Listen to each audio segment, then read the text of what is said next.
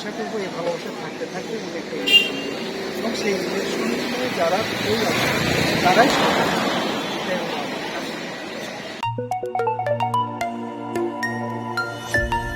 আসসালামু আলাইকুম। ওয়ালাইকুম আসসালাম।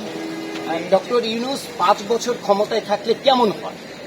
আসলে এটা এক কথায় বলা মুশকিল, কারণ হচ্ছে যে 5 বছর বা 2 বছর বড় বিষয় না। সেটা হচ্ছে ওনারা এসেছেন যে সংস্কার প্রত্যেকটা সেক্টরে আসলে আমাদের এমন অবস্থা হয়েছে এই সংস্কার করতে যতটুকু সময় দরকার ওনারা আসলে ততটুকু সময়ই থাকা উচিত, কারণ ওনারা নির্দলীয় নিরপেক্ষ লোক, সেই হিসাবে কাজ করবে এটা আমাদের বিশ্বাস এবং ওটাই করুক এটা আমরা জানি। আর উনি একজন আন্তর্জাতিক মানুষ, উনি বিশ্বের গ্রহণযোগ্যতা অনেক বেশি, বাংলাদেশের মানুষও তাকে খুব ভালোবাসে। আশা করবো এই ভালোবাসা থাকতে থাকতে উনি একটা ইলেকশন দেবেন এবং সেই ইলেকশনে যারা বিজয়ী আছে তারাই সরকার চালাবে।